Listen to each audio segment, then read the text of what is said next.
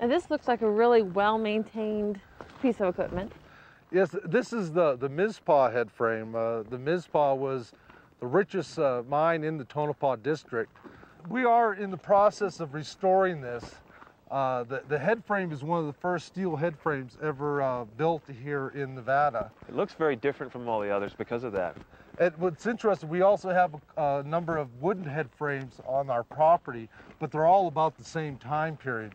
But because this one was the richest of them, it was a little bit better for spending the money. It was worth the money to spend. How much money did they pull out of the ground here? Actually, they pulled out almost as much as Virginia City and the Comstock Low. It's not that far behind. This is the Mizpah hoist house. This is pretty much where the heart of the operations of the Tonopah Mining District was. We're very fortunate that we have all the original equipment still here.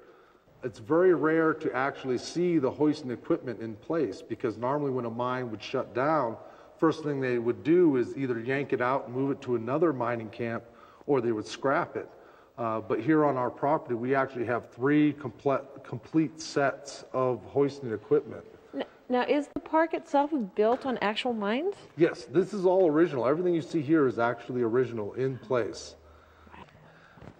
This is the newest feature here at the mining park. That's what we call the stope bridge. Stopes are actually basically open mines that ran laterally. Wow. This one is actually quite deep.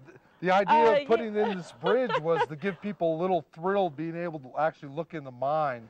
Oh my gosh. It's actually not complete. The dirt right now is only about 100 feet down. That's just sitting on thin boards, but we're going to remove that because it's actually 400 feet straight down. Whew, if you're afraid of heights, this would really get to you. It's an incredible feeling to be standing here and just staring. Well, it's sort of our museum thrill ride in a sense.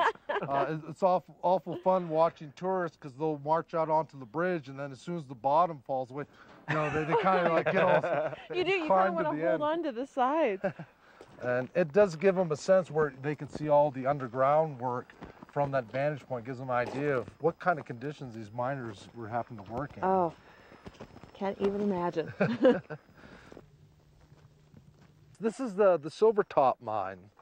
This was actually one of the last ones that was used. Pretty much mining finished here in Tonopah in 1948, and one of the last shipments came out of this mine. What's kind of unique about this is that as we're approaching here, you'll see it's what they call a grizzly. It's an ore bin, but this is actually where the Tonopah and Goldfield Railroad would back up cars right underneath here to load up the ore. Oh, and that's what the chutes are coming out? Right.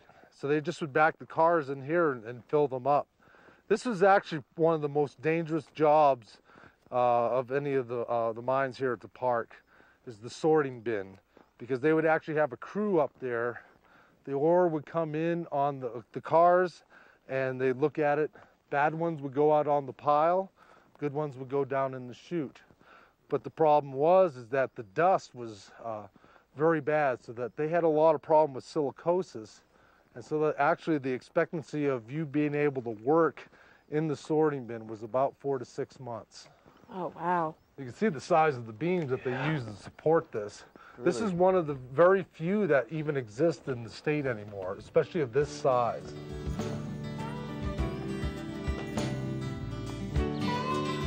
There's a real feeling that we're experiencing the mining district just as it existed a century ago. The sheer size of the equipment is impressive. You can almost hear the giant motors running.